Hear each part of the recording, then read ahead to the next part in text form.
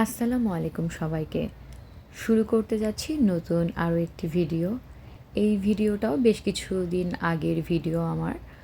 তো এই যে ড্রেসটা পরে আছি, সেই ড্রেসটা আমি আসলে বাংলাদেশে যখন ছিলাম, তখন ভেবেছিলাম যে সিলেটে যাব, এই ড্রেসটা পরবো, বেশ কিছু সুন্দর ছবি তুলবো।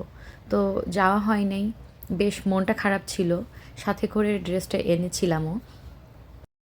তো আমার হাজব্যান্ডের অফিসের কলিগ ওরা সবাই মিলে এরকম ডিসাইড করে এই জায়গাটায় যাবে। তো আমি আসলে জানতাম না যে এটা কোন জায়গা। তো তারপরেও পরে গিয়েছিলাম ড্রেসটা। পরে গিয়ে তো আমার মনটাই ভালো হয়ে গিয়েছিল, যেহেতু এত সুন্দর একটা লোকেশন আপনারা দেখতেই পাচ্ছেন যে জায়গাটা কতটা সুন্দর। তো ওই জায়গাটায় এই ড্রেসটা মানে এত ভালো লাগছিল, সাথে মানে মনটাও আমার খুব ভালো ছিল ওখানে যাওয়ার পরে।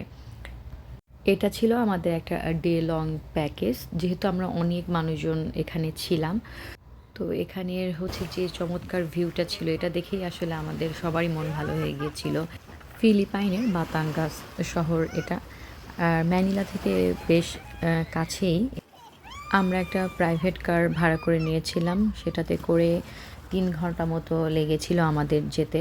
আর আসলে ডিপেন্ড করে যে হচ্ছে জ্যামের উপর, কতটা জ্যাম সেরকম। সকালের দিকে তেমন একটা জ্যাম আমরা পাই নাই, বাট ফেরার সময় অনেক বেশি জ্যাম ছিল।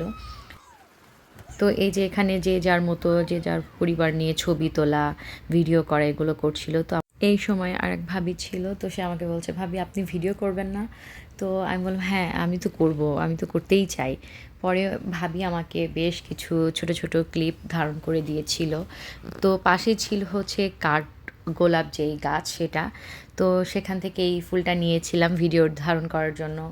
আর বাবা মেয়ে আর অন্যান্য যারা ছিল তারাও সবাই সুইমিং পুলে নেমে গিয়েছিল সুইমিং করার জন্য। আমি কস্টিউম ইচ্ছা করে নিয়ে যাই নাই, সুইমিং করব না সেই জন্যই। তারপর হচ্ছে মানে এই এরিয়াটাই এত সুন্দর ছিল। একটা প্রাইভেট বিচের সাথে এই রিসোর্টটা তৈরি। এই রিসোর্টটার নাম হচ্ছে পালম বিচ রিসোর্ট বাতাঙ্গাস। গুগল করলে হয়তো বা অনেকে আপনারা দেখতে পারবেন জায়গাটা সম্বন্ধে। বাট আমার কাছে আমার অনেস্ট রিভিউ, আমি গুগল থেকেও আমি হচ্ছে বলবো যে সরাসরি অনেক বেশি সুন্দর। আমার এত ভালো লাগছিল, আমার মনে হচ্ছিল যে আমি ওখান থেকে আর না বাসায় ফিরি। এত খোলামেলা, বাতাসটাও এত মানে এত ভালো ফ্রেশ একটা বাতাস পাচ্ছিলাম, সব কিছু মিলিয়ে আর আমার এত ভালো লাগছিল। আর এটা পুরো একটা সুন্দর একটা ভাইব দিচ্ছিল ওই সময়টায়। এটাও বেশ ভালো ছিল, সাথে আমরা পোশাকও নিয়ে গিয়েছিলাম, কারণ এই প্যাকেজের মধ্যে আমাদের দুপুরের খাবারের মধ্যে ইনক্লুডেড ছিল। তো এই জন্য খাবার শেষে আমরা একটু ফ্রেশ হয়ে নিয়েছিলাম, মানে ড্রেস সবাই সবার মতো আবার চেঞ্জ করে নিয়েছিলাম। চেঞ্জ করে পরে একদম বিচের সাইডে আর একটা পার্ট ছিল, সেই জায়গাটাই আমরা গিয়েছিলাম। তবে ফিলিপাইনের বিচগুলার একটু সমস্যা আছে, সেটা হচ্ছে যে আমাদের দেশে যেমন হচ্ছে বালু টাইপের হচ্ছে বিচগুলা থাকে, হাঁটতে অতটাও সমস্যা হয় না, মানে তুলনামূলক হাঁটা যায়। বাট এই বিচগুলাতে এমনি খালি পায়ে হাঁটতে গেলে বেশ ব্যথা হয়, বা ওই ছোটো ছোটো কুচা কুচা পাথরগুলা পায়ে ফুটে যায়। এই জন্য ছোটো পাতলা যেই হচ্ছে বিচে পড়ার যেই জুতাগুলো আছে সেগুলো আমাদের কাছে ছিল, সেগুলো আমরা পরে নিয়ে সেই বিচের মধ্যে নেমেছিলাম। পরে আমি বললাম জাতিক আমি হচ্ছে কিছু পাথর নিতে চাই। তো শামুক তো নাই, পাথর আছে এরকম। তো আমি কিছু পাথর এর মধ্যে থেকে নিলাম। আর এখানেও বেশ প্রায় অনেকটা সময় আমরা কাটিয়ে আমরা চলে গেলাম বাসার উদ্দেশ্যে।